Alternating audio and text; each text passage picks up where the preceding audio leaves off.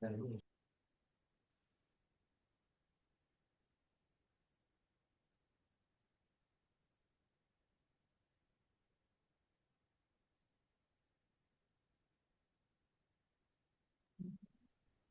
izinkan saya memulai kegiatan pada hari ini. Assalamualaikum warahmatullahi wabarakatuh. Shalom, Om Swastiastu, Namo Buddhaya, dan salam kebajikan bagi kita. Selamat sore dan selamat datang kepada seluruh hadirin pada webinar Biskota Bincang Seru Pojok Statistik. Yang terhormat Koordinator Pojok Statistik UPN Veteran Jawa Timur, Bapak Wiryawardaya SE, MSc. Yang terhormat Koordinator Pojok Statistik dari Badan Pusat Statistik Provinsi Jawa Timur, Ibu Rahman Yati beserta jajarannya.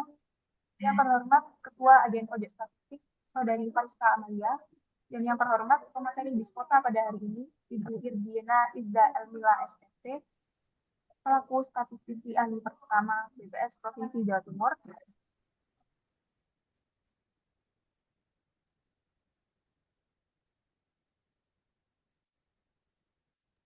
Pada kesempatan kali ini, Biskota mengangkat tema potret kemiskinan Indonesia berdasar pada survei data sosial ekonomi nasional. Jadi sekalian, sebelumnya terdapat pepatah mengatakan, kenal maka tak sayang, maka izinkan saya untuk memperkenalkan diri terlebih dahulu. Saya Abida Tuzzakia, biasa dipanggil Abida, sebagai Master of Ceremony pada webinar Biskota sore hari ini.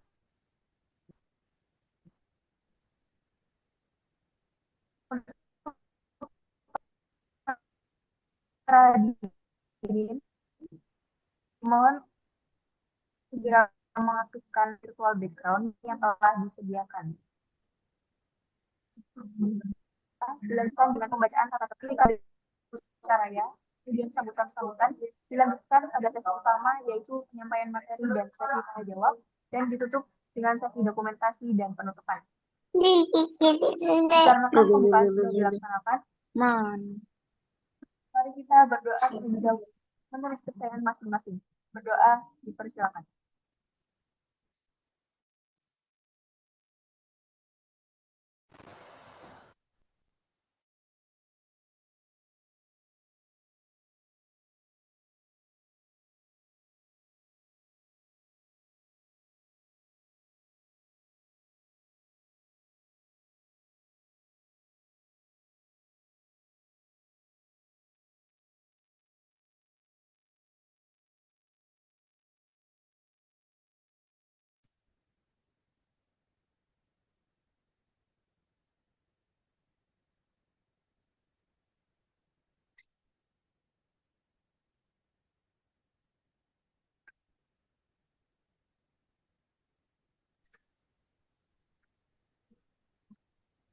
Berdoa dicukupkan.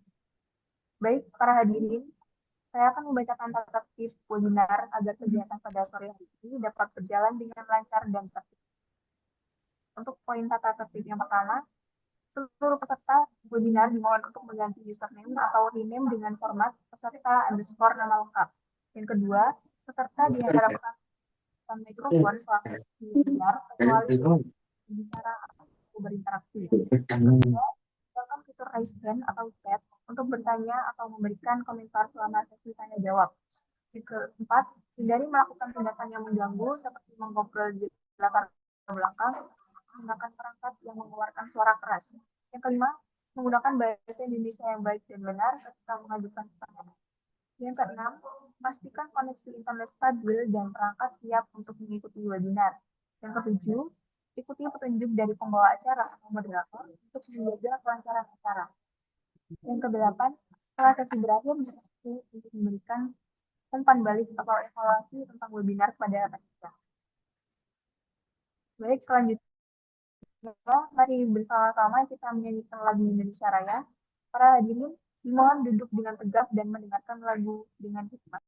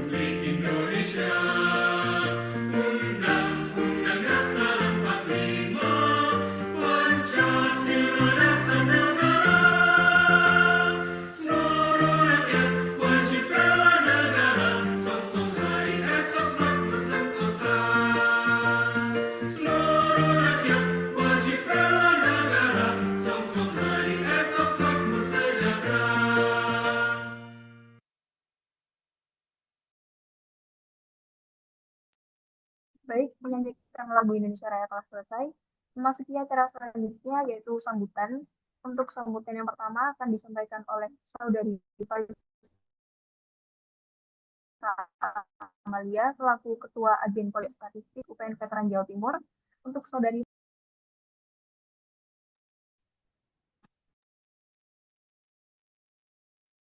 Baik, terima kasih Abida selaku MC. Terima kasih atas kesempatannya. Assalamualaikum warahmatullahi wabarakatuh. Selamat pagi dan mohon maaf, selamat sore dan selamat sejahtera bagi kita semua. Yang terhormat, Bapak Wiryawardaya SEMSC selaku Koordinator Pojok Statistik UPN Veteran Jawa Timur. Yang saya hormati, Ibu Rahma Nuryanti SSI MA selaku Koordinator Pojok Statistik UPN Veteran Jawa Timur dari BPS Provinsi Jawa Timur. Yang saya hormati, Ibu Irdina Iza Elmila SST, selaku pemateri webinar hari ini, dan yang saya banggakan, panitia dan peserta webinar yang hadir pada kesempatan kali ini. Pertama-tama, marilah kita panjatkan puji syukur kehadirat Allah Subhanahu wa Ta'ala. Atas limpahan rahmatnya, kita dapat bergabung via online dalam webinar Bispota, Bincang Seru Pojok Statistik, dengan topik Potret Kemiskinan Indonesia, Data Survei Sosial Ekonomi Nasional atau SUSENAS. Sahabat data, Bispota merupakan salah satu program kerja dari Divisi Metodologi Data Pojok Statistik UPN Veteran Jawa Timur, yakni webinar yang secara khusus membahas putar statistik. Pada kesempatan kali ini merupakan Bispota kedua dalam periode 2025 yang secara khusus mengangkat topik potret kemiskinan Indonesia, data survei sosial ekonomi nasional atau Susenas, yang harapannya, semoga dengan adanya Bispota kali ini, sahabat data dapat memahami lebih dalam terkait kemiskinan di Indonesia yang didapat melalui Susenas yang dilaksanakan oleh Badan Pusat Statistik. Kurang lebihnya itu saja yang dapat saya sampaikan. Saya selaku Ketua Agen Pojok Statistik UPN Veteran Jawa Timur mengucapkan terima kasih banyak kepada seluruh peserta yang telah hadir dan juga memohon maaf atas kesalahan ucapan maupun tindakan selama Bispota berlangsung. Sampai jumpa di Bispota selanjutnya. Terima kasih. Wassalamualaikum warahmatullahi wabarakatuh. Saya kembalikan ke MC. Baik, terima kasih atas sambutan yang diberikan. Untuk sambutan selanjutnya akan disampaikan oleh Ibu Rahma Nuryanti, SSI, selaku Koordinator Pojok Statistik UPN Veteran Jawa Timur dari BPS Provinsi Jawa Timur. Pada Ibu Rahma, waktu dan tempat dipersilakan. Baik, terima kasih Mbak Abida. Assalamualaikum warahmatullahi wabarakatuh. Selamat sore, salam sejahtera bagi kita semua. Yang saya hormati Ibu Irdina selaku narasumber kita pada sore hari ini, Bapak Ibu BPS yang berasal dari seluruh kabupaten kota yang ada di Provinsi Jawa Timur, kemudian peserta kegiatan Bincang Seru Pojok Statistik yang saya banggakan. Puji syukur kita panjatkan kehadirat Allah Subhanahu wa Ta'ala, Tuhan yang Maha Esa, karena atas rahmat dan karunia-Nya kita dapat hadir bersama dalam acara Bincang Seru Pojok Statistik, sebuah ruang diskusi santai untuk memperluas wawasan dan memperkuat literasi statistik. Kegiatan ini merupakan bagian dari komitmen kami di Pojok Statistik untuk menghadirkan statistik yang lebih dekat, inklusif, dan aplikatif. Di tengah era data saat ini, statistik bukan lagi sekedar angka, melainkan menjadi dasar dalam pengambilan keputusan baik oleh pemerintah, akademisi, pelaku usaha, maupun masyarakat umum. Melalui bincang seru pada sore hari ini, kami ingin menghadirkan suasana yang akrab namun tetap bermakna. Narasumber yang hadir pada sore hari ini akan berbagi pengetahuannya mengenai kemiskinan yang insya Allah akan sangat bermanfaat bagi kita semua. Saya berharap kegiatan kita pada sore hari ini dapat menjadi ruang belajar bersama, tempat tumbuhnya ide, serta kolaborasi antara BPS dengan perguruan tinggi, sehingga pojok statistik ini bukan hanya sebagai tempat bertanya, tetapi juga tempat bertumbuh dan membangun pemahaman tentang pentingnya data dan statistik dalam kehidupan kita. Akhir kata, kami ucapkan terima kasih atas partisipasi Bapak Ibu semua, Mas-mas, Mbak-mbak yang sudah join dalam kegiatan kita pada sore hari ini. Semoga kegiatan hari ini berjalan dengan lancar dan membawa manfaat bagi kita semua. Saya mohon maaf apabila ada kekurangan dalam keseluruhan penyelenggaraan acara ini. Wassalamualaikum warahmatullahi wabarakatuh. Selanjutnya saya kembalikan kepada Bapak Abida selaku MC. Baik, Bu Rahma, terima kasih atas sambutan yang kami sampaikan. Selanjutnya, dengan penuh kebanggaan, kami memperkenalkan narasumber kita pada sore hari ini, yaitu Ibu Irdiana Izza Elmila SST, selaku statistisi ahli pertama BPS Provinsi Jawa Timur. Sebelum kita menyimak materi yang akan disampaikan oleh beliau, mari kita simak sekilas mengenai kurikulum vitae beliau. Ibu Irdiana Elmila merupakan seorang statistisi ahli pertama di BPS Provinsi Jawa Timur dengan latar belakang pendidikan dan pengalaman kerja yang solid di bidang sosial statistik. Ibu Irdiana memulai perjalanan akademisnya dengan pendidikan dasar dan menengah di Kota Malang dari tahun 1996 sampai 2007. Beliau kemudian melanjutkan studinya di Sekolah Tinggi Ilmu Statistik pada jurusan Statistik Ekonomi. Kemudian menempuh pendidikan Magister Administrasi Publik di Universitas Brawijaya dari tahun 2019 sampai dengan 2021. Selain itu, beliau sempat menempuh pendidikan di Hitsumika University, tempatnya di Graduate School of International Relations pada periode 2020 sampai 2021, dengan menunjukkan komitmennya terhadap pengembangan diri dan pengetahuan lintas budaya. Kemudian, dalam riwayat pekerjaan, Ibu Irdiana memiliki pengalaman yang kaya di Badan Pusat Statistik di berbagai tingkatan dan wilayah. Beliau memulai karirnya sebagai magang di Subdirektorat Industri Kecil dan Rumah Tangga BPS pada tahun 2012 sampai 2013. Selanjutnya, beliau mendapat pengalaman di Badan Pusat Statistik di Papua sebagai menjabat di Seksi Neraca Wilayah dan Analisis Statistik dari tahun 2024 hingga 2014. Dan kemudian di Seksi Statistik Produksi dari 2014 hingga 2016. Pengalamannya berlanjut di BPS Provinsi Papua sebagai tim statistik sosial dari 2006 hingga 2024. Dan yang terbaru, mulai tahun 2020, Ibu Irdiana bergabung dengan BPS Provinsi Jawa Timur sebagai tim statistik sosial. Pengalaman ini menunjukkan dedikasi beliau dan keahliannya yang terus berkembang dalam bidang statistik sosial dan analisis data di berbagai konteks geografis. Baik, saat yang kita tunggu telah tiba, mari kita simak dan juga dengarkan bersama dengan seksama materi yang akan disampaikan oleh Ibu Irdiana. Untuk itu, kepada Ibu Irdiana, waktu dan tempat kami persilakan. Baik, terima kasih Mbak Abida. Apakah suara saya terdengar? Terdengar, Bu Oke, Irdiana. terima kasih Mbak Rahma. Baik, teman-teman. Mungkin bisa saya aja yang share screen ya, Mbak.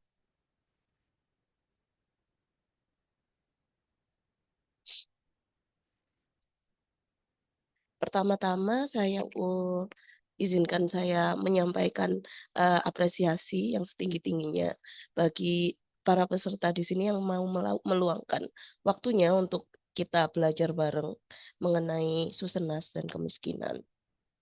Nah, host bisa mengebelkan screen sharing buat partisipan, Mas? Mohon maaf.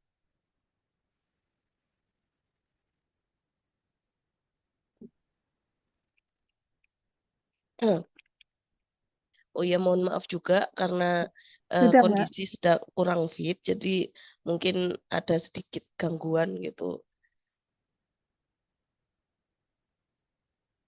Baik, jadi untuk sesi kali ini kita akan belajar bersama mengenai kemiskinan dan bagaimana kemiskinan itu di Indonesia dan sebenarnya dari mana sih perhitungan kemiskinan itu. Nah, apa itu Susenas? Jadi kemiskinan yang biasa dirilis oleh BPS setiap tahun itu ada 2 kali, yaitu pada bulan Januari dan Juli biasanya. Nah, kemiskinan itu dihitung di setiap wilayah, di setiap kabupaten kota, sehingga satu kabupaten kota dan kabupaten kota lainnya itu berbeda angka kemiskinannya. Kemudian provinsi satu dan provinsi lain juga beda angka kemiskinannya dan bisa diperbandingkan antar wilayah dan antar waktu. Nah, perhitungan kemiskinan ini itu didasarkan bukan kemudian dihitung dari langit gitu ya, tapi angka kemiskinan ini itu dihitung itu ada sumbernya, sumber data yang merupakan sumber dari perhitungan kemiskinan ini adalah sebuah survei, namanya Survei Sosial Ekonomi Nasional atau yang biasa disebut Susenas. Kalau teman-teman di sini ada yang pernah bergabung menjadi mitra BPS misalnya, itu pasti tahu ya Susenas itu kalau istilahnya di BPS itu Mother of Survey. karena banyak sekali data indikator yang berasal dari Susenas itu. Selain itu juga di Susenas ini itu kuesionernya sangat panjang. Susenas itu punya 2 modul, yaitu modul core atau kita biasanya bilang itu modul identifikasi keluarga atau identifikasi rumah tangga. Kemudian ada KP atau identifikasi konsumsi rumah tangga. Nah, Susenas saat ini itu dilaksanakan secara semesteran, yaitu pada Maret dan September. Nah, maka dari itu kita bisa tahu juga angka kemiskinan itu dirilis 2 kali berdasarkan setiap periode Susenasnya itu. Kemudian kalau pada penasaran nih, sebenarnya Susenas ini yang kemiskinan ini itu dapatnya dari survei yang kayak gimana sih? Nah, survei Susenas ini itu unit sampelnya adalah rumah tangga. Jadi petugas di BPS ini, petugas mitra kita itu setiap Maret dan September itu door to door ke rumah-rumah pada sampel yang terpilih dan itu ada sistemnya juga samplingnya itu untuk mendata sesuai dengan kuesioner yang sudah dibakukan. Ya, nah sebelum petugas ini jalan dari rumah ke rumah, petugas ini sebelumnya sudah dilatih dahulu. Nah, mungkin teman-teman di sini sempat ada belajar mengenai GSBPM ya, tentang apa alur gimana sih sebenarnya pendataan itu secara statistik sebenarnya kayak gimana gitu biar valid dan reliable. Nah, itu sebelum Susenas ini dijalankan secara door to door itu proses itu sudah dilakukan gitu. Nah, kuesionernya tadi sempat saya singgung ada 2 modul, yaitu yang berisi data individu dan rumah tangga dan tentang konsumsi pengeluaran. Itu di 1 kali Susenas itu bisa sampai 2 jam wawancaranya ke satu rumah tangga, karena yang ditanyakan itu nggak cuma dia itu keadaan rumahnya seperti apa, orang di dalam rumah tersebut siapa saja, umurnya berapa saja, tapi juga konsumsi selama seminggu, selama 3 bulan terakhir, selama 1 bulan terakhir itu juga ditanyakan gitu. Jadi itu bisa sampai 2 jam gitu. Untuk konsumsi dan pengeluaran sendiri itu bisa sampai 44 halaman. Nah, manfaat dari Susenas itu untuk yang modul core yang berisi data individu dan rumah tangga itu menghasilkan berbagai indikator kesejahteraan rakyat, pendidikan, kesehatan, dan perumahan. Di situ tuh ditanyakan di dalam rumah tersebut, di dalam rumah tangga itu ada berapa orang, umurnya berapa, kemudian pernah rawat inap apa enggak, terus keadaan perumahannya gimana, lantai, terus dinding, terus atap, itu kayak gimana.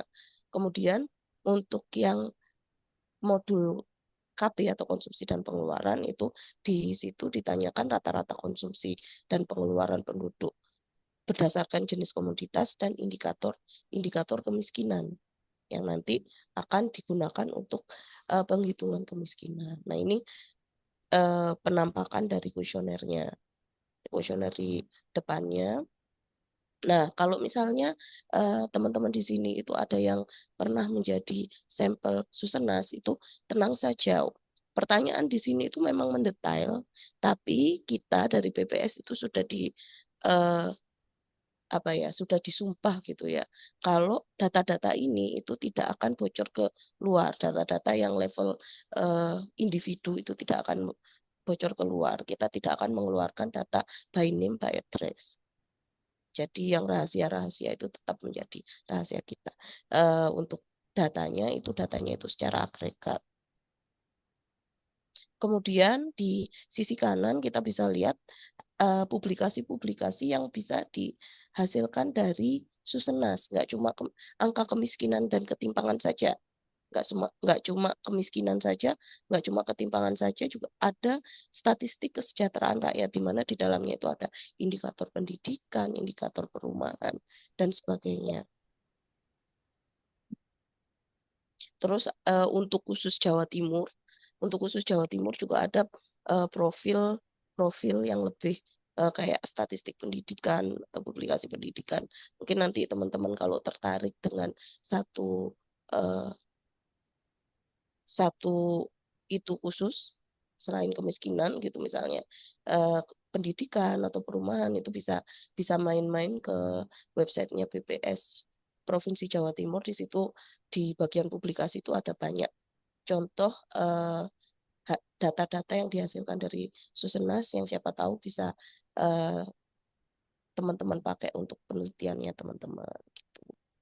Kemudian sumber data dan level estimasi dari Susenas. Nah ini kalau sebelum teman-teman ketika melihat angka kemiskinan sebelum protes nih, ini sebenarnya siapa sih yang jadi sampel kok bisa datanya kayak gini? Nah ini kita belajar dulu nih. Jadi sumber data dari Susenas ini kita ngambil ada 75.000 kalau buat tahun 2011 sampai 2014.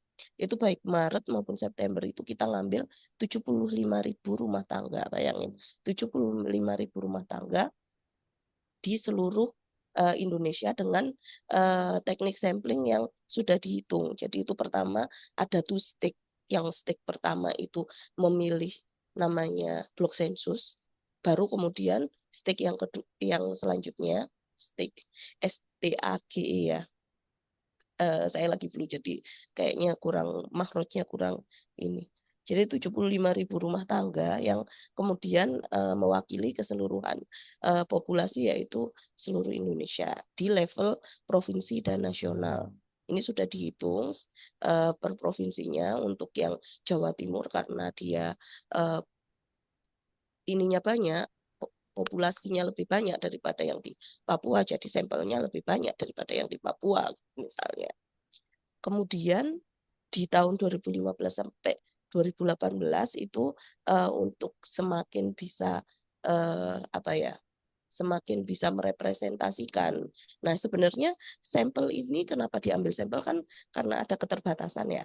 Keterbatasan waktu, keterbatasan finansial ya karena menjalankan survei itu pastinya kalau cuma survei kecil-kecilan di level universitas mungkin nggak terlalu ini. Maksudnya kalau sampelnya cuma di satu universitas mungkin tidak terlalu mahal. Tapi kalau kita menjalankan survei secara nasional seluruh provinsi, kemudian kita secara GSBBM secara aturan statistik itu harus serentak biar keterwakilannya itu ada itu sangat mahal. Nah, karena itu kita menyesuaikan dengan budget yang ada, dengan waktu yang ada dan tenaga yang ada, itu sampelnya kita bisa ngambil berapa dan sebaik-baik mungkin yang jadi dengan sampel tersebut itu bisa mewakili keseluruhan populasi. Nah, di tahun 2015 dan 2018 kebetulan mungkin budgetnya lumayan bisa ini di bulan Maret di Susenas Maret itu mulai ditambah sampel rutanya supaya level estimasinya itu bisa masuk ke estimasi kabupaten kota. Jadi dari mulai 2015 itu angka kemiskinan ini kan Susenasnya sampelnya nambah nih dari 75.000 sampai 300.000. Jadi yang sebelumnya itu estimasinya itu cuma level provinsi dan nasional angkanya cuma sampai level provinsi dan nasional. Mulai tahun 2015 setiap Maret itu setiap Susenas Maret itu bisa menghasilkan angka pada level kabupaten kota. Jadi angka kabupaten kota itu ada gitu. Jadi bisa membandingkan antara kabupaten kota yang di Jawa Timur yang A, misalnya Malang dibandingkan dengan kota Malang dibandingkan dengan Kabupaten Malang, kota Surabaya dibandingkan dengan Kabupaten Sidoarjo, semacam itu. Itu di Maret. Nah, untuk yang terakhir ini yang di tahun 2025 itu dilakukan di bulan Maret. Itu sama level estimasinya di kabupaten kota. Nah, sebenarnya untuk Susenas ini itu ada apa ya? Selalu ada perbaikan. Jadi tahun 2011 sampai 2014 dia itu dilakukan secara triwulanan. Kalau sekarang kan semesteran ya. Nah, kalau 2011 sampai 2014 itu dulu triwulanan, angka kemiskinannya dirilis pada Maret dan September. Nah, untuk angka kemiskinan kabupaten kota 2011 sampai 2014 itu digabungkan antara keempat triwulan di tahun tersebut untuk data Susenasnya gitu. Nah, pemanfaatan data Susenas itu selain apa ya, ada sekitar banyak sekali indikator yang dapat diambil dari Susenas. Susenas itu dapat memenuhi kebutuhan data agenda pembangunan nasional dan internasional. Selain tingkat kemiskinan, dari Susenas juga bisa dihitung rasio ketimpangan Gini atau Gini rasio, atau ketimpangan pendapatan antar penduduk di satu wilayah. Kemudian bisa juga dari Susenas itu menghitung indeks pembangunan manusia. Itu indeks pembangunan manusia itu merupakan indeks komposit ya dari 3 indikator. Kemudian selama ini Susenas itu juga mendukung 5 dari 7 agenda pembangunan di RPJMN yang sebelumnya di tahun 2020 sampai 2024. Begitu juga dengan SDGs. Banyak sekali tujuan SDGs itu yang datanya bisa diolah dari data Susenas. Nah, kita tadi udah belajar kalau ada 2 modul ya Susenas itu, ada core, ada KP. Nah, core yang merupakan isinya itu ada data individu sama rumah tangga, itu bisa menghasilkan dari core aja, yang core itu termasuk tipis, sekitar belasan halaman kuesionernya, itu bisa menghasilkan beberapa indikator. Dari bidang kependudukan itu ada rasio jenis kelamin, terus rasio ketergantungan. Di bidang pendidikan dari Susenas itu bisa keluar AMH, APK, APS, rata-rata lama sekolah. Kemudian dari bidang kesehatan itu dari Susenas itu bisa dihitung angka kesakitan, unmet need, pelayanan kesehatan. Kemudian di bidang fertilitas dan KB itu bisa dihitung persentase wanita pernah kawin umur 15 sampai 49 tahun yang pernah hamil, kemudian persentase PUS atau perempuan usia subur yang menggunakan alat atau cara KB dan sebagainya. Jadi ada pertanyaan mengenai KB juga di POT. Kemudian dari bidang perumahan itu bisa dihitung sanitasi layak, karena di situ ditanyakan mengenai sumber air minum, sumber air gitu. Kemudian air minum layak, air minum bersih, akses layak dan sebagainya. Dari core aja udah banyak. Nah, kalau dari KP yang paling dong itu, yang paling memang tujuan utamanya adalah tingkat kemiskinan. Tapi selain tingkat kemiskinan, dari modul KP di Susenas itu dapat didapatkan rata-rata konsumsi dan pengeluaran per kapita seminggu menurut komoditas makanan. Jadi di KP itu tadi ditanyakan dalam seminggu terakhir itu satu rumah tangga itu per individunya makan apa aja. Kemudian dari KP itu juga bisa dihitung rata-rata konsumsi kalori dan protein per kapita sehari menurut komoditas, karena untuk ukurannya itu sudah diterakan gitu di kuesioner itu per ons, ada yang per ons, ada yang per kilogram gitu. Nah, itu nanti bisa dihitung konsumsi kalori dan proteinnya, bisa di apa sih istilahnya itu, di translate ke kalori dan protein gitu. Kalau makannya nasi berapa gram, itu nanti berapa kalori, berapa proteinnya gitu. Kemudian dari modul konsumsi ini juga dapat dihitung proporsi penduduk dengan konsumsi kalori di bawah 70% AKG atau angka kecukupan gizi. Nah, beberapa contoh indikator SDG yang dikumpulkan oleh BPS yang bersumber Susenas itu yang paling pertama adalah persentase penduduk yang hidup di bawah garis kemiskinan nasional. Ya, yang dihitung adalah garis kemiskinan nasional menurut jenis kelamin dan kelompok umur. Kita lanjut ya. Nah, kita masuk ke kemiskinan. Mengapa dilakukan perhitungan kemiskinan? Jadi perhitungan kemiskinan di Indonesia itu didasarkan dari hasil pendataan Susenas tadi itu. Nah, ini salah satu hal yang mendasari pentingnya perhitungan kemiskinan ini. Kita bisa lihat SDGs. Yang pertama adalah tanpa kemiskinan, atau dia itu bertujuan untuk mengakhiri kemiskinan dalam segala bentuk dimanapun. Banyak ahli yang menyatakan, bahkan dari Amartya Sen yang udah lawas banget itu menyatakan bahwa kemiskinan itu adalah pangkal dari segala permasalahan sosial ekonomi.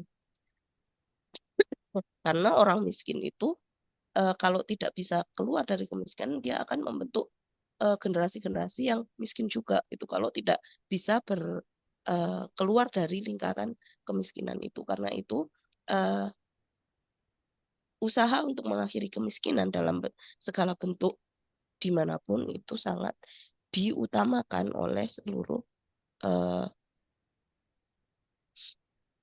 pembangunan. Sampai sekarang pengentasan kemiskinan itu jadi tema pembangunan, jadi agenda utama, dan dia itu berkelanjutan di seluruh dunia, tak terkecuali di Indonesia, apalagi di Indonesia gitu ya. Kemudian menurut Houghton dan Kander, ini peneliti di luar, ada 4 alasan kenapa mengukur kemiskinan di suatu wilayah itu penting. Yang pertama, kemiskinan itu bisa dijadikan instrumen yang kuat untuk memfokuskan pembuatan kebijakan pada kehidupan orang miskin. Dengan kita tahu angka kemiskinan di suatu wilayah, kita bisa tahu sebagai pembuat keputusan, atau mungkin seperti teman-teman di universitas ini sebagai think tank gitu ya, ke pemerintah sebagai suatu peneliti, itu bisa mengetahui fokus utama dari pembangunan itu, yang perlu dinaikkan itu berapa, yang perlu dibantu itu ada berapa gitu. Kemudian mengidentifikasi orang miskin itu diperlukan sehingga dapat memberikan intervensi kebijakan yang tepat. Nggak cuma jumlahnya aja, tapi juga perlu mengetahui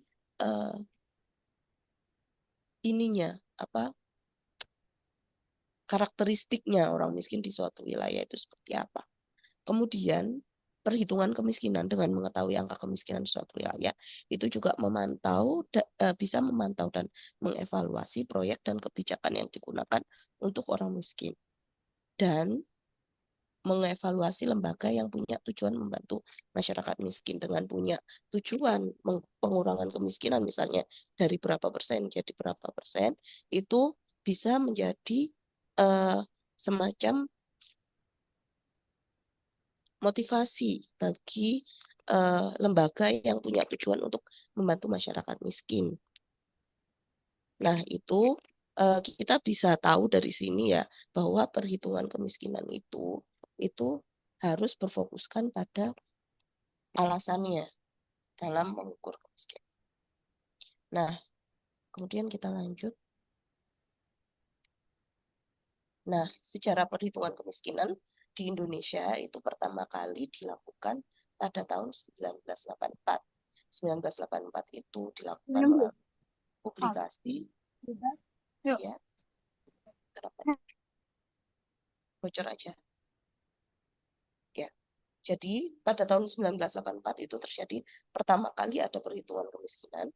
Itu pakai dari publikasi jumlah dan persentase penduduk miskin. Ini tipe di Indonesia tahun 1976 sampai 1981.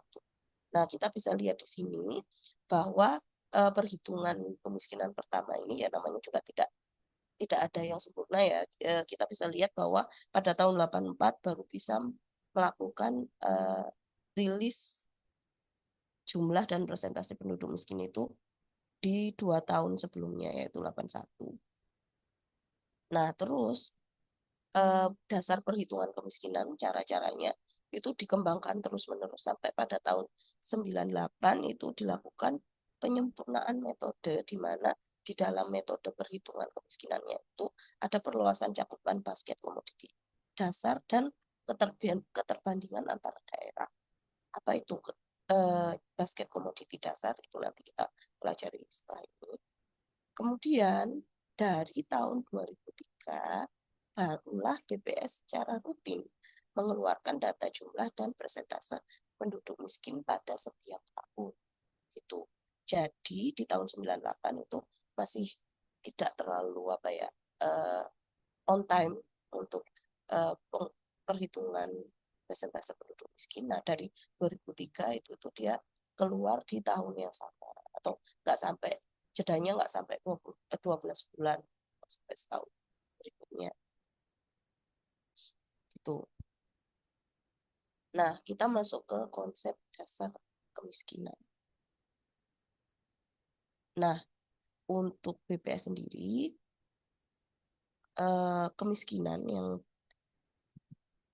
ini nggak cuma BPS, secara umum kemiskinan itu merupakan kondisi di mana seseorang atau sekelompok orang, baik laki-laki dan perempuan, itu tidak mampu memenuhi hak dasarnya untuk mempertahankan dan mengembangkan kehidupan yang bermartabat.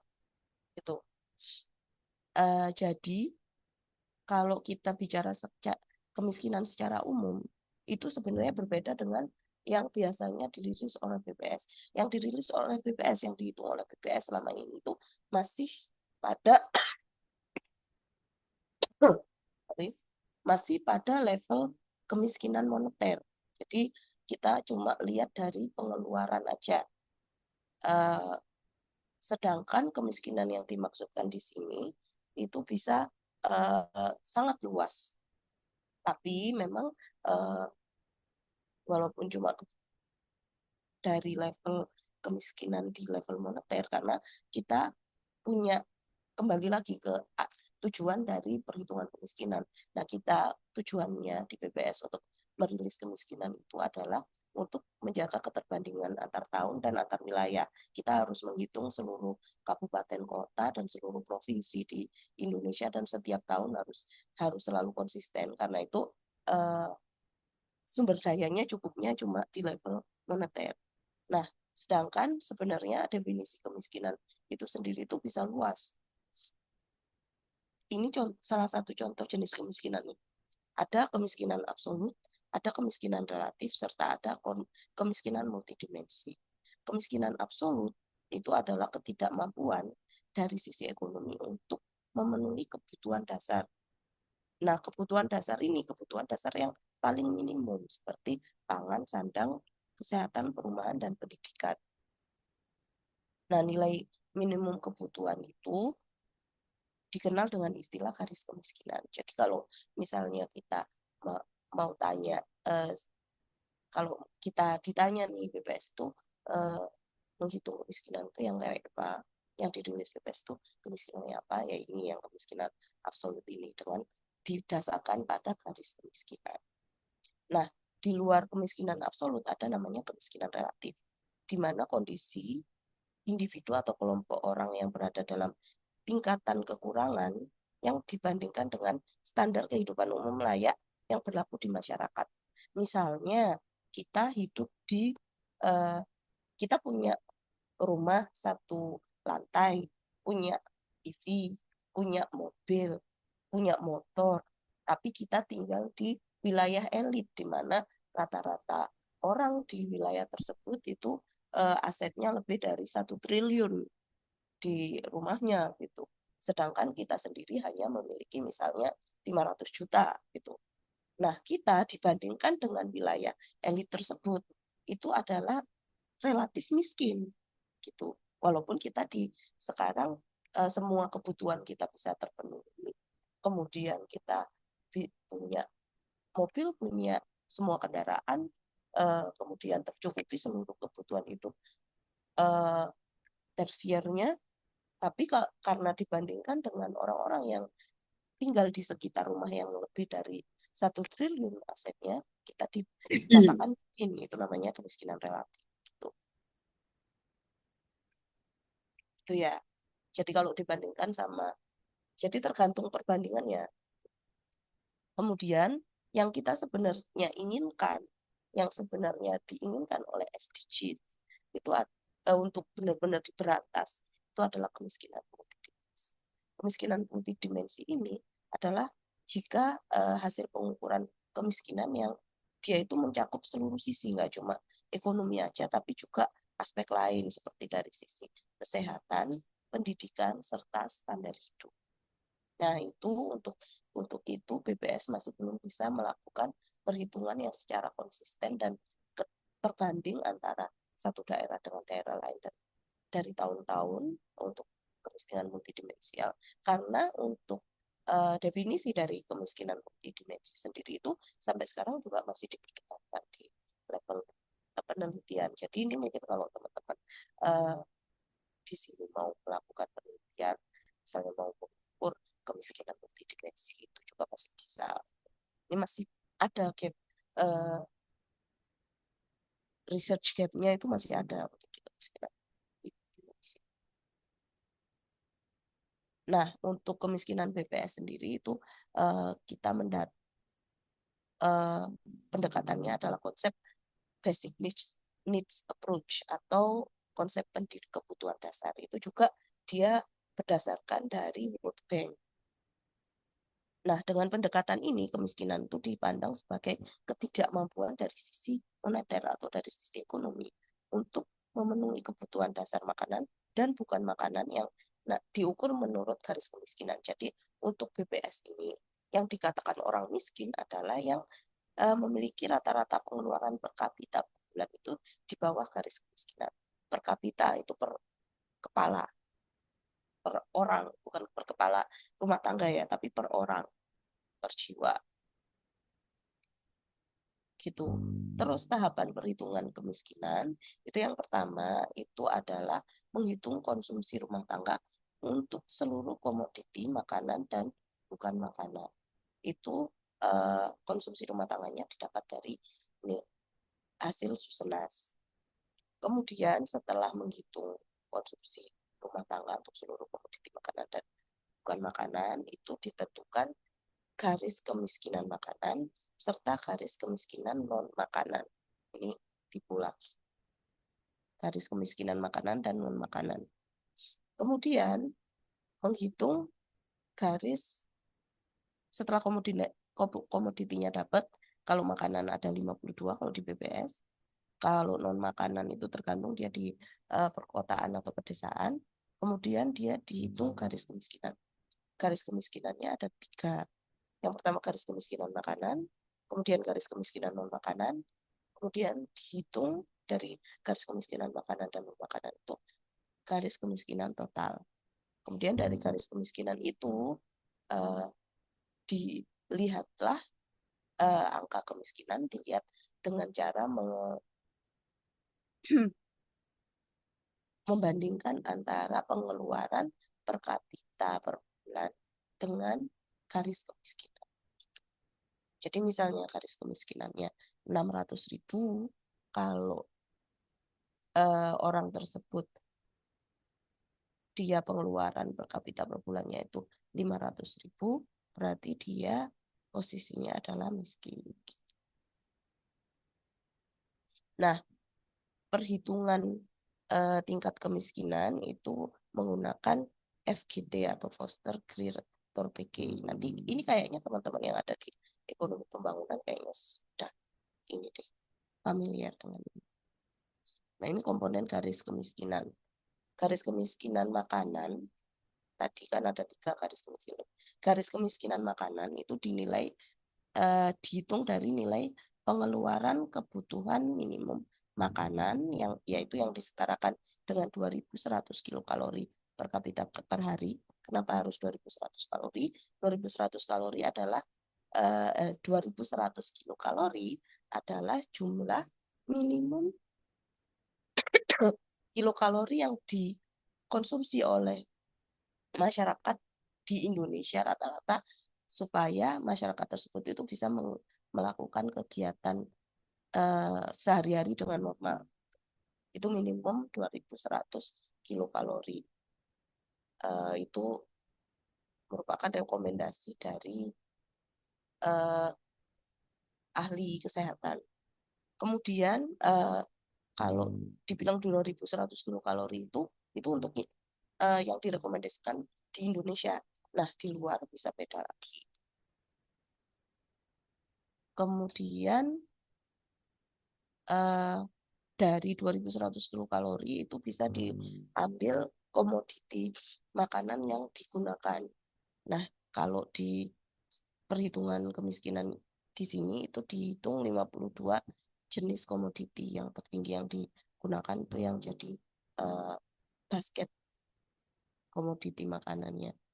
Nah, ini bisa dilihat kuesioner, contoh kuesioner yang ditanyakan ke semua anggota rumah tangga. Jadi per orangnya itu ditanyakan dalam satu hari, dalam 1 minggu terakhir itu dia mengkonsumsi beras berapa kilo gitu. Jadi beras ketan berapa kilo. Jadi sangat ini detail banget ya. Nah, ini lumayan PR juga buat petugas untuk menanyakan biasanya. Makanya biasanya untuk Susenas itu bisa lama sekali tanyanya. Kemudian garis kemiskinan selanjutnya adalah garis kemiskinan non makanan. Garis kemiskinan non makanan itu menghitung nilai minimum pengeluaran untuk perumahan, sandang, pendidikan, kesehatan, kebutuhan pokok yang non makanan lainnya. Jumlah komoditi yang digunakan itu di perkotaan ada 51 jenis yang masuk ke komoditi basketnya. Kemudian untuk yang pedesaan ada 47 jenis. Ya, jadi dibedakan per wilayah. Nah, ini kenapa perkotaan dibedakan dengan pedesaan mungkin ya itu di perkotaan itu mungkin lebih banyak kebutuhan. Nah, garis kemiskinan itu nilai rupiah dari kebutuhan minimum makanan dan non makanan. Jadi garis kemiskinan itu garis kemiskinan makanan ditambah garis kemiskinan non makanan. Nah, yang penduduk yang memiliki rata-rata pengeluaran per kapita di bawah garis kemiskinan itu yang dikategorikan sebagai penduduk miskin. Ini bisa dilihat di sini wilayah biru. Di wilayah biru ini yang di atas di bawahnya garis merah. Di bawahnya garis merah itu masuk ke sebagai penduduk miskin. Nah, untuk yang rilis paling baru September 2024 di Indonesia secara nasional di Indonesia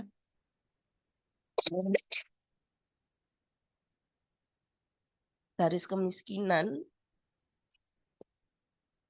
Indonesia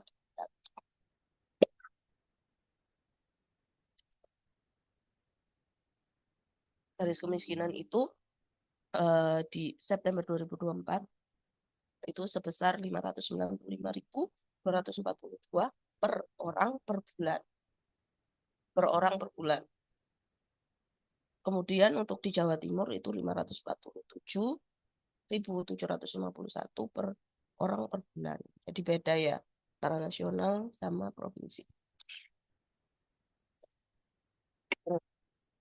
Nah, kalau mau tahu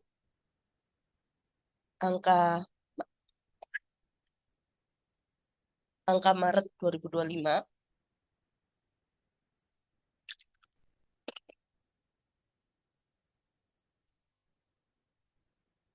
angka Maret 2025 itu nanti akan rilis pada bulan depan tanggal 15. Jadi stay tune nanti kalau tertarik bisa ditonton rilisnya di YouTube-nya BPS Jawa Timur atau dibaca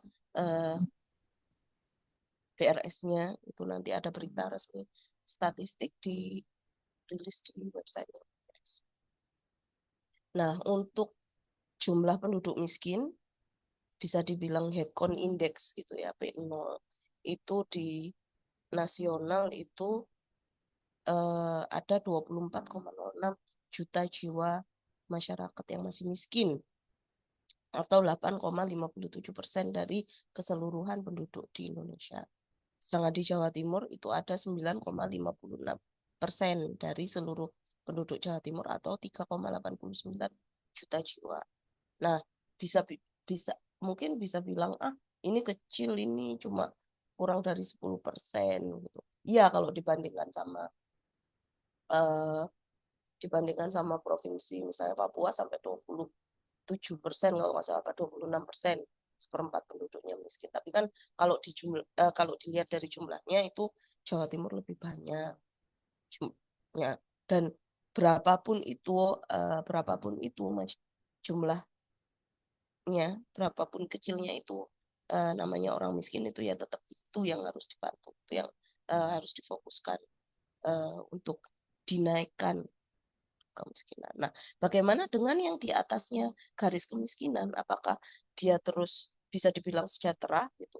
Kita bisa lihat ini di sini ada titik B dan titik A. Si A ini udah di atasnya garis kemiskinan. Apakah A ini kaya? Tidak juga. Jadi di atasnya garis kemiskinan itu belum tentu dibilang kaya, belum tentu dibilang sejahtera. Dia cuma secara teori itu bisa memenuhi kebutuhan dasar hidupnya. Sedangkan hidup itu kan nggak cuma kebutuhan dasar aja ya, ada kebutuhan yang lain gitu. Dan kalau dia itu posisinya itu ada di mepet di garis kemiskinan ini, itu bisa jadi kalau ada apes-apesnya, misalnya dia sakit atau dia nggak bisa kerja atau dia dikena layoff, dia bisa jadi turun ke bawah garis kemiskinan. Nah, karena itu sebenarnya di atas garis kemiskinan ini itu masih ada definisi lain, yaitu rentan miskin.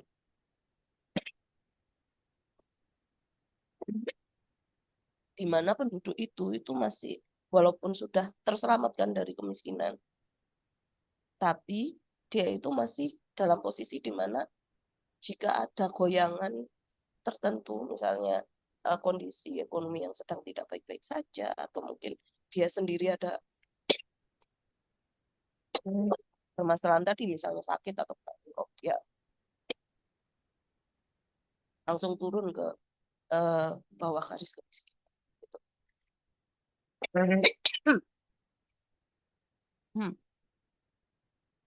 Di atasnya rentan miskin itu juga nggak yang langsung sejahtera. Di situ ada penduduk menengah atas, baru kemudian sejahtera dan kaya.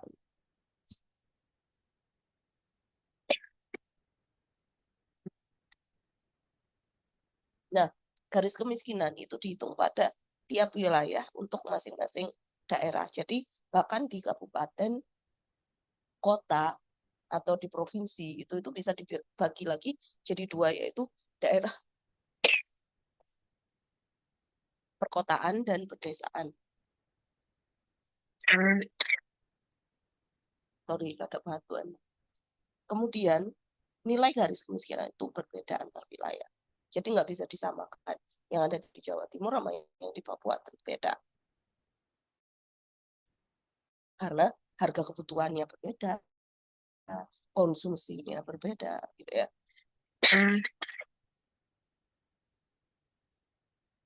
Kemudian faktor-faktornya itu bisa pola dan perilaku konsumsi penduduk, serta perbedaan tingkat harga komoditi.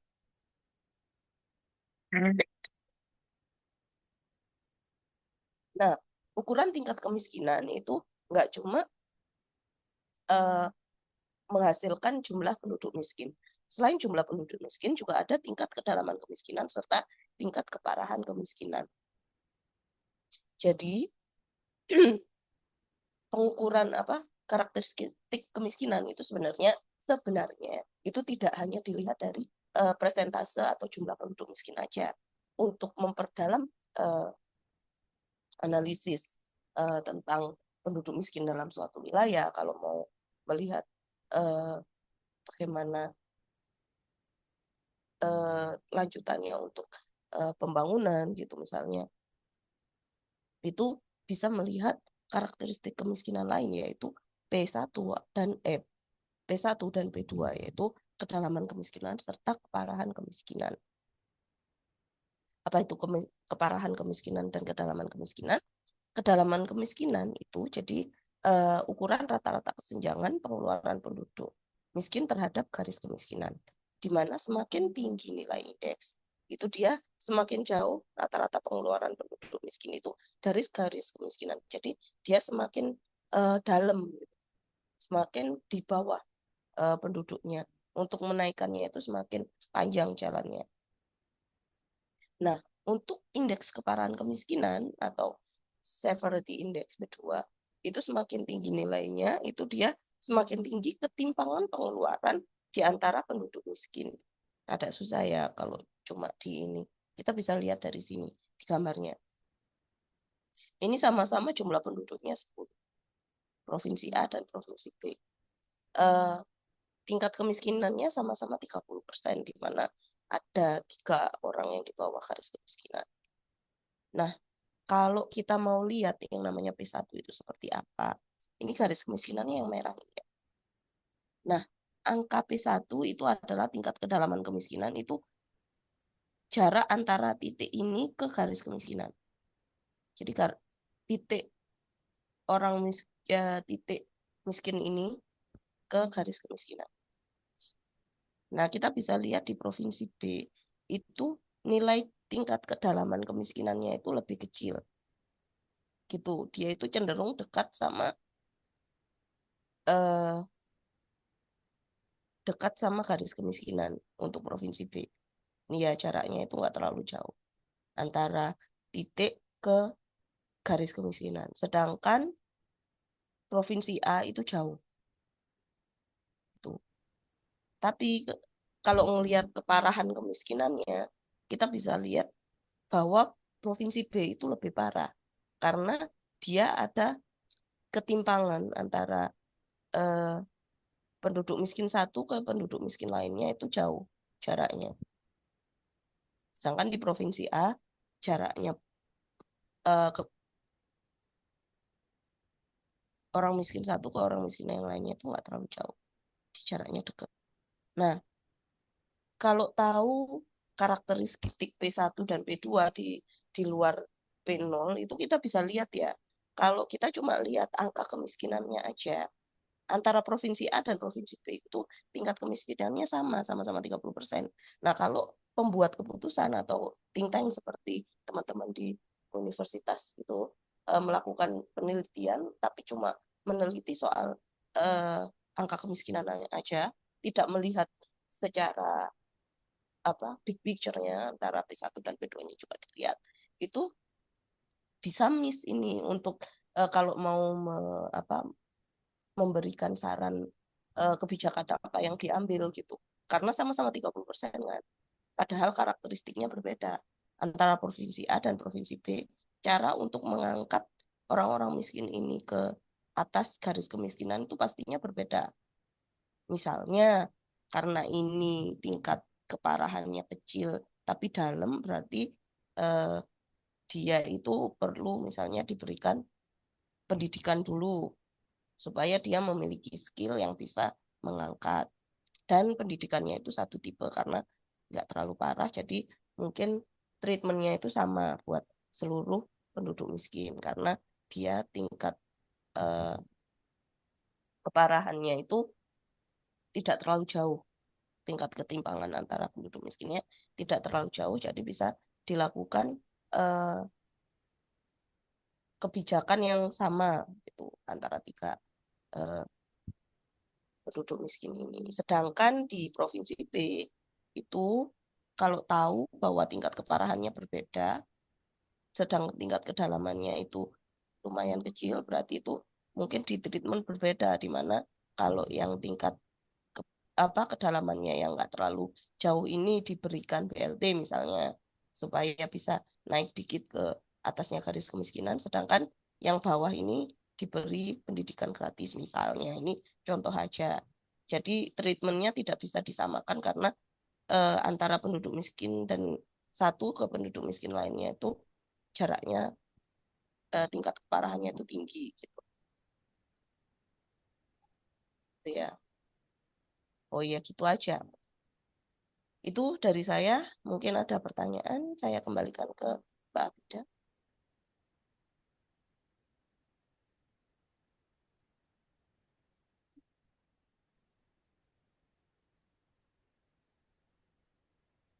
Mbak MC-nya kemana ini?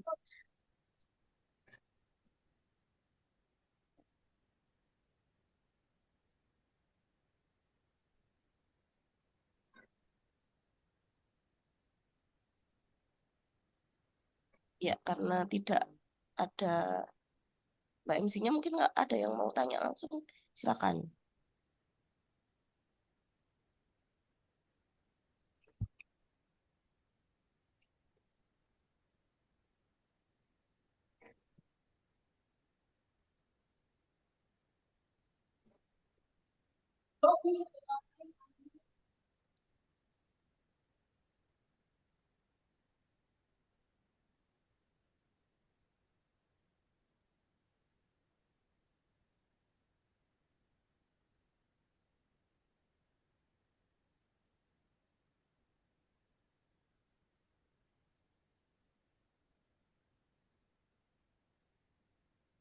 Eh, Ya, Nah, oleh karena adik, itu, ada yang untuk bertanya? silakan Oh, oke. Oh, ya, Bu.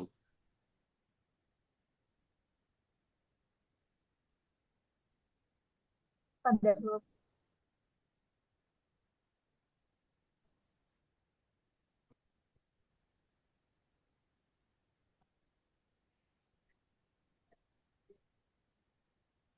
ya baik, mohon maaf izin mengulangi.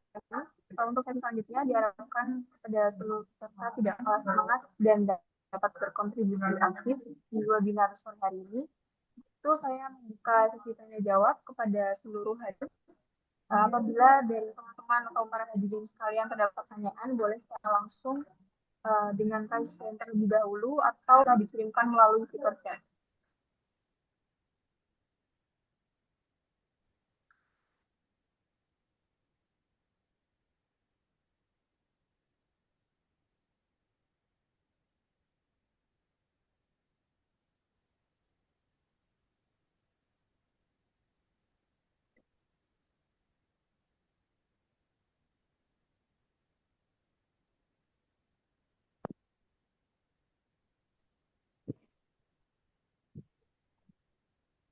ini ada yang di luar UPN nggak?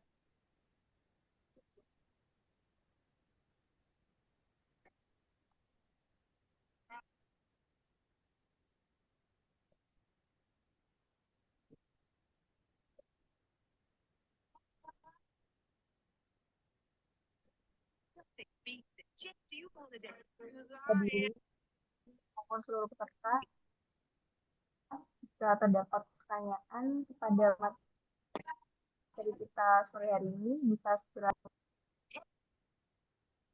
chat.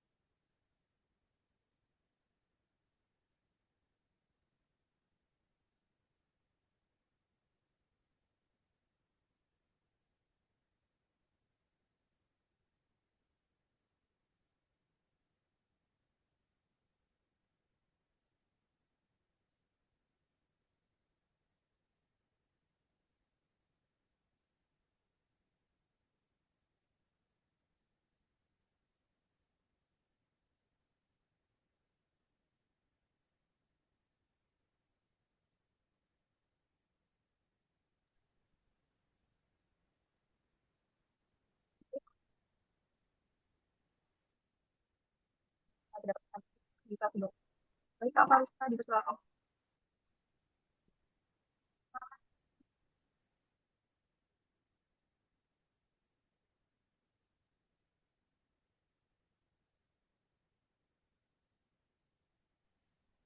Mohon izin bertanya. Iya, silakan. Jadi, Ya, eh, saya Kevin Andrianto. Saya Kevin Andrianto dari peserta umum. Jadi, selain dari perhitungan konsumsi dan perbedaan harga komoditas, apakah ada faktor lain misalnya seperti perbedaan infrastruktur dan aksesibilitas layanan dasar yang dipertimbangkan BPS dalam menentukan perbedaan garis kemiskinan antar wilayah, perkotaan maupun desa? Terima kasih. Baik, makasih pertanyaannya Mas Kevin. Ya, pertanyaan yang bagus. Jadi seperti yang kita pelajari tadi ya Mas Kevin ya, bahwa kemiskinan itu sebenarnya banyak definisinya dan eh, dengan keterbatasan sumber daya yang ada, eh, karena kita dari BPS itu diperlukan untuk merilis angka kemiskinan itu secara konsisten dan dapat dibandingkan eh, antara provinsi wilayah satu ke wilayah yang lain. Jadi untuk kemiskinan yang dirilis oleh BPS itu hanya eh, dilihat dari basic needs approach atau kemampuan untuk memenuhi kebutuhan dasar, di mana di sini dilihat dari pendekatan pengeluaran. Jadi untuk yang dihitung untuk eh, nilai angka kemiskinan rilis dari BPS itu adalah dari pengeluaran, baik itu pengeluaran makanan dan non makanan. Untuk non makanan itu sendiri juga termasuk pengeluaran bensin, juga pengeluaran untuk uh, apa membengkelkan kendaraan juga termasuk di situ, tapi untuk infrastruktur itu tidak termasuk dalam perhitungan kemiskinan yang dirilis oleh BPS. Tapi kalau misalnya Mas Kevin itu tertarik untuk mengkawinkan nih antara angka kemiskinan yang ada atau konsumsi masyarakat yang ada dibandingkan dengan infrastruktur di setiap wilayah, itu bisa banget Mas. Siapa tahu Mas Kevin mau ngitung soal uh, kemiskinan multidimensional di level daerah gitu misalnya, itu bisa gitu. Tapi untuk kalau mau lihat dari angka kemiskinan yang dirilis BPS itu pendekatannya tadi itu, yaitu pendekatan kebutuhan dasar dilihat dari pendekatan pengeluaran makanan dan makanan setiap kapita per bulan. Sudah cukup Mas Baik, Kevin atau ada pertanyaan tambahan? sudah cukup Ibu. Terima kasih. Apakah ada pertanyaan lagi ini?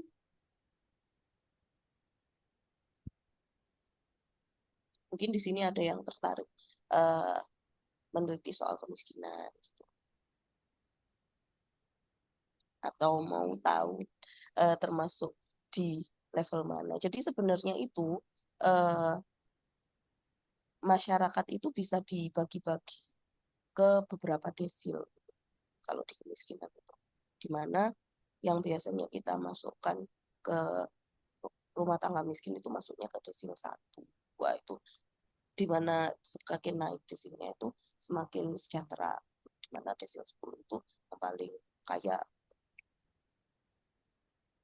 Itu lebih advance lagi sih, mungkin di lain waktu kita belajar.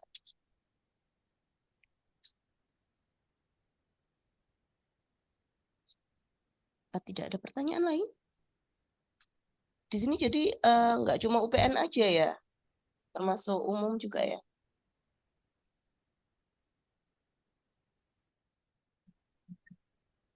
baik, Ibu.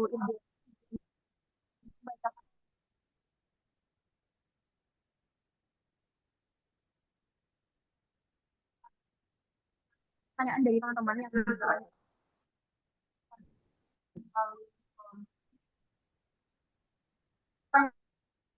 ada apa saja contoh di dalam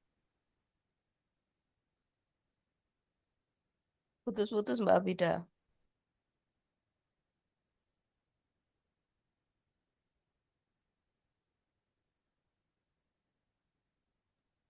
Mohon maaf Ibu, karena terkendala jaringan. Mungkin membaca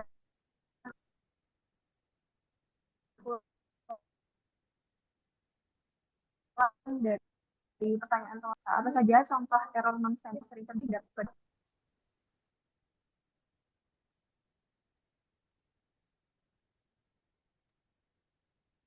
Masih putus-putus, Mbak.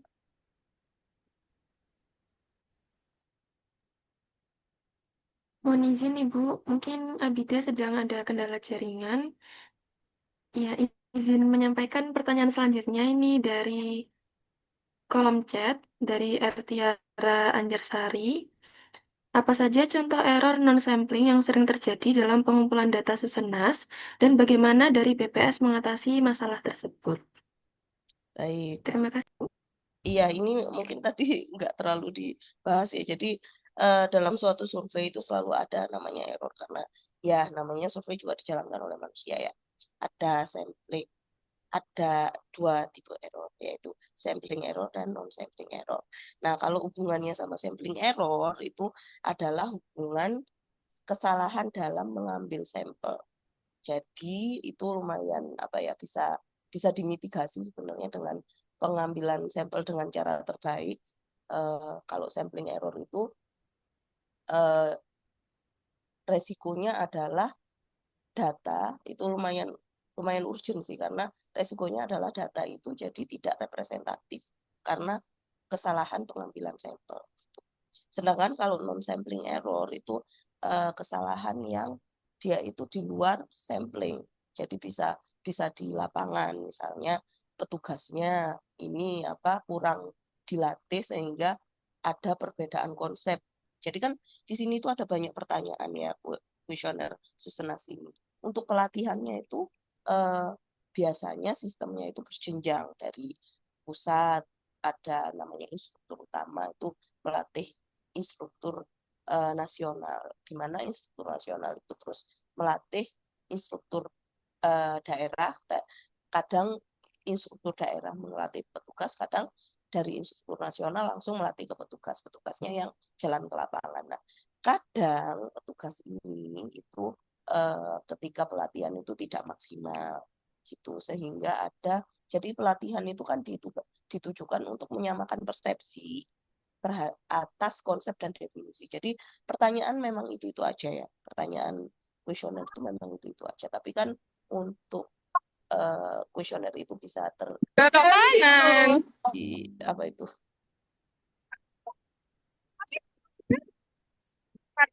untuk kuesioner itu terisi dengan sesuai dengan konsep yang dimaksudkan itu kan harus ada persamaan konsep gitu ya antara seluruh petugas. Nah, sedangkan kita ini kan berhubungan dengan seluruh provinsi ya. Jadi kadang ada petugas di mana itu yang kadang beda cara pemahamannya. Terus kadang kalau menanyakan ke petugas mungkin karena beban kerjanya terlalu besar, terus dia menanyakan ke responden itu jadi kurang.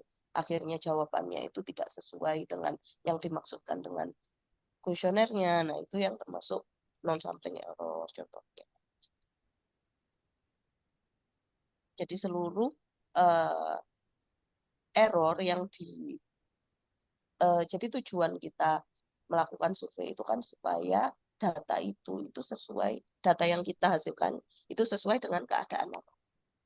Nah, error ini menyebabkan data yang kita hasilkan tidak sesuai dengan kenyataan yang di lapangan. Nah, gitu. Nah, kalau non sampling error itu tadi jadi mungkin jadi aslinya eh, ini aslinya konsumsinya banyak tapi jadi berkurang gara-gara salah konsep atau mungkin rumahnya itu sebenarnya punya. Jadi kan ada pertanyaan mengenai kondisi rumah, kondisi lantai terluas itu ada pilihannya. Nah, bisa jadi salah isi. Misalnya eh, petugasnya itu salah menandai aslinya keramik jadi tanah, itu kan itu jadinya tidak sesuai dengan keadaan lapangan, termasuk non subjeknya. Apakah sudah jelas atau ada pertanyaan lagi atau mungkin penjelasan saya menimbulkan pertanyaan tambahan?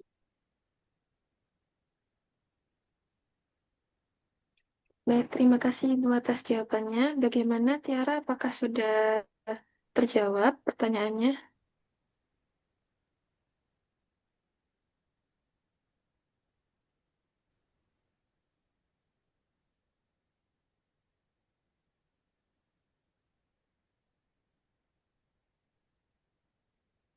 Oh, ini ada pertanyaan lagi ya di kolom chat. Ya, sepertinya dari Tiara sudah terjawab, Ibu. Iya, Boleh silakan perkenalkan Abida saya Putri. dilanjutkan untuk pertanyaan selanjutnya. Ya. Apakah bagaimana data Susenas ini digunakan oleh pemerintah dalam merancang program pengentasan kemiskinan yang tepat sasaran? Nah, jadi setiap data yang kita hasilkan itu kan selain kemiskinan itu ada data-data lainnya. Jadi untuk kemiskinan itu jelas ya dipakai untuk eh, melihat, tadi kan kita udah belajar ya empat eh, fungsi perhitungan kemiskinan, salah satunya adalah evaluasi lembaga yang berhubungan dengan pengentasan kemiskinan. Jadi angka kemiskinan itu digunakan untuk mengevaluasi eh, kinerja dari lembaga-lembaga tersebut. Jadi kalau angkanya naik itu perlu dipertanyakan untuk lembaga-lembaga yang berhubungan dengan pengentasan kemiskinan, apakah eh, kebijakan intervensi yang dilakukan itu apakah tepat sasaran gitu. Kemudian untuk data Susena sendiri itu eh, jadi data Susena kan nggak cuma angka kemiskinan ya. Ada perumahan juga, ada soal sanitasi. Nah, data-data ini itu yang kemudian menjadi catatan ke lembaga-lembaga yang berkepentingan dalam merancang program itu untuk menyasar bagian-bagian yang memang diperlukan untuk mengentas kemiskinan. Contohnya, salah satu contoh ini mungkin tidak saya munculkan di sini. Contohnya itu dari BPS itu bisa menghitung eh, jumlah eh, tingkat pendidikan penduduk miskin. Nah, tingkat pendidikan penduduk miskin itu ternyata eh, mayoritas dari penduduk miskin itu lulusannya itu adalah lulusan SD atau kurang dari itu.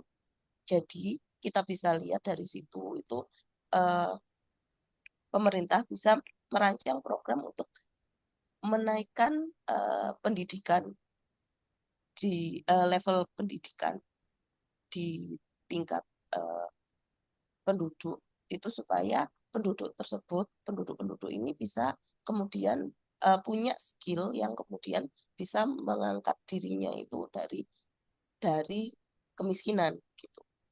Itu kalau dari level data pendidikan. Ada lagi level misalnya pengangguran. Pengangguran bisa dilihat kemudian tingkat orang yang miskin itu ternyata penganggurannya tidak semua pengangguran gitu. Jadi ternyata ada orang yang bekerja tapi masih miskin. Berarti ini bisa jadi evaluasi bagi pemerintah. Kemudian eh, sebaiknya program apa yang kemudian bisa digunakan untuk mengentaskan kemiskinan. Nah, eh, mungkin teman-teman di sini yang di Edbang itu juga tahu ya, kalau governance atau apa ya kepemerintahan itu yang paling terakhir ini adalah collaborative governance. Jadi itu kita di BPS itu tidak berdiri sendiri juga. Jadi kita itu selalu melakukan kolaborasi dengan eh, dinas-dinas lain. Kita sering dipanggil ketika rapat, misalnya untuk merancang program itu juga dipanggil, kemudian kita memberikan saran berdasarkan dari data-data. contohnya kayak tadi.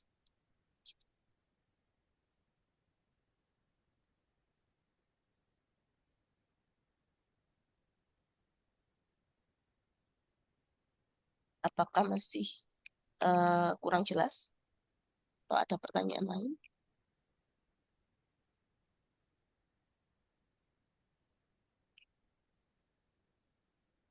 Baik, di karena saya sempat terkendala jaringan, untuk teman-teman kalian yang ingin mengajukan pertanyaan kembali, bisa segera ditanyakan, bisa melalui kolom chat juga. Izin bacakan pertanyaan selanjutnya, Ibu, dari peserta Muhammad Jazuli Anwar. Izin bertanya, saya ingin menanyakan perihal sejauh mana metode perhitungan garis kemiskinan dalam Susunas mencerminkan realitas kebutuhan dasar masyarakat miskin di berbagai wilayah Indonesia. Terima kasih. Mungkin Ibu bisa dibantu untuk menjawab. Baik, sebenarnya tadi gimana ya? Ya itu tadi. Jadi eh, data yang kita pakai di Susenas itu adalah dari masyarakat, dari konsumsi masyarakat itu. Jadi pada dasarnya yang kita gunakan, kita hitung menjadi angka kemiskinan itu ya berdasarkan realitas yang ada di masyarakat. Jadi memang sudah apa ya, sudah mewakili apa yang terjadi, data yang ada di masyarakat kita himpun, kita olah menjadi data kemiskinan gitu. Nah, kita tadi sudah belajar ya tentang komoditas yang kita ambil, yang memang dikonsumsi benar oleh masyarakat pada waktu tersebut. Jadi selama 1 tahun itu kita lakukan 2 kali eh, supaya apa ya, supaya secara real time kita bisa selalu melihat perkembangannya, eh, realita di masyarakat itu apakah ada perubahan seperti apa itu. Makanya surveinya itu kita lakukan 2 kali 1 tahun. Kenapa tidak lebih sering? Kita sebenarnya pengennya per triwulan ya, tapi kita tahu sendiri itu kalau dijumlahkan antara modul KB dan KOR itu ada sekitar 60-70 halaman. Dan 1 kali pertanyaan itu 2 jam. Jadi eh, terlalu apa ya, eh, terlalu taxing gitu buat baik petugas maupun yang jadi responden. Jadi sementara ini kita pakai 2 kali setahun, tapi itu sudah lumayan cukup bisa mewakili realitas lapangan bahwa tingkat konsumsi di masyarakat itu seperti itu di semester itu gitu setiap Maret dan eh, September. Kita bisa lihat juga ada pola konsumsinya setiap tahun itu berubah. Bisa dibandingkan antara Maret ke September atau September dari tahun ini ke tahun sebelumnya atau Maret dari tahun ini ke tahun sebelumnya, bahkan per wilayah itu sudah sangat mewakili. Siapa tadi yang tanya? Eh, Muhammad Zaluli Andianto. Begitu. Jadi ini sebenarnya datanya juga dari masyarakat gitu. Bukan dari langit kita ambil gitu enggak. Mungkin ada pertanyaan lain atau mungkin dari jawaban saya menimbulkan pertanyaan. Oke. Amat tahu, dompetnya.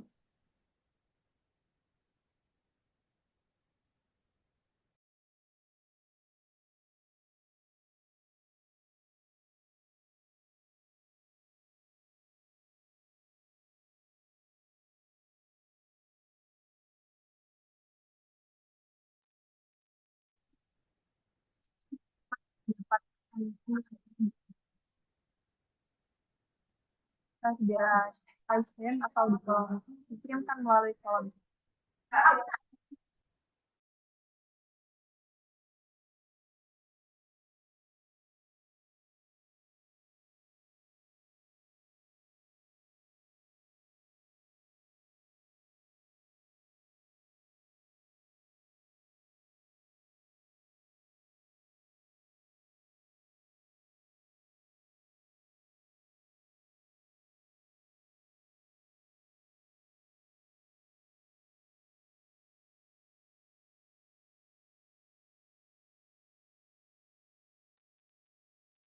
Baik, kepada seluruh hadirin maupun peserta, mungkin karena kita terdapat keterbatasan waktu, maka untuk sesi tanya jawab mungkin saya cukupkan sampai di sini. Apabila dari teman-teman sekalian ada pertanyaan, mungkin bisa dikirimkan usul kepada panitia. Dan saya ucapkan terima kasih pada peserta yang aktif bertanya dalam kegiatan sore hari ini. Sebelum menuju ke sesi penutupan, mari kita abadikan momen sore hari ini melalui dokumentasi bersama. Untuk itu, seluruh hadirin dimohon untuk menyalakan kamera dan menggunakan virtual background yang telah disediakan.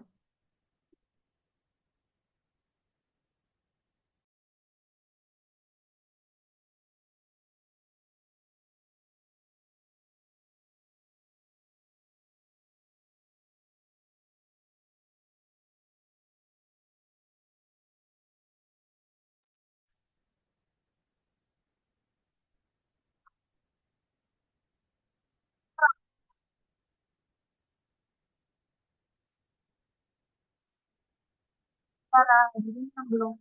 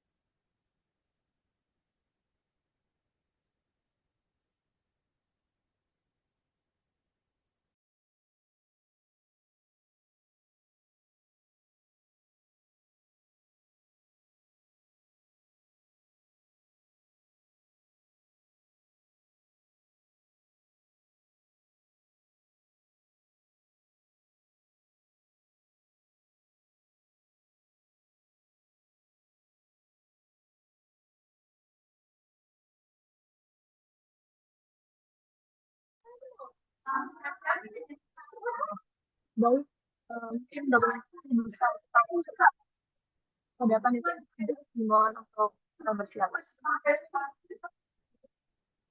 Dalam hitungan 3,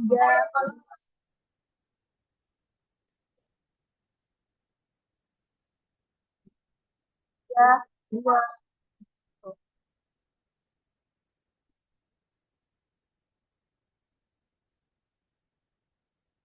sekali lagi, 3, 2, 1.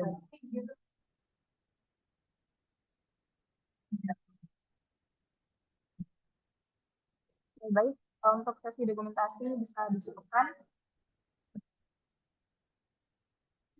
Saya ucapkan terima kasih yang sebesar-besarnya kepada seluruh peserta, narasumber, dan juga pihak-pihak yang telah turut serta dalam kesuksesan webinar di Kota sore hari ini. Sampai jumpa di kesempatan berikutnya dan tetaplah semangat dalam mengejar bermanfaat. Kurang lebihnya mohon maaf apabila terdapat salah kata maupun adanya kekurangan dalam webinar sore hari ini. Wassalamualaikum warahmatullahi wabarakatuh. Untuk seluruh peserta mungkin bisa mengisi link absensi yang ada di kolom chat.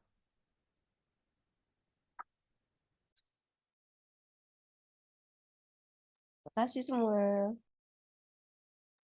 Terima kasih Mbak Irtina.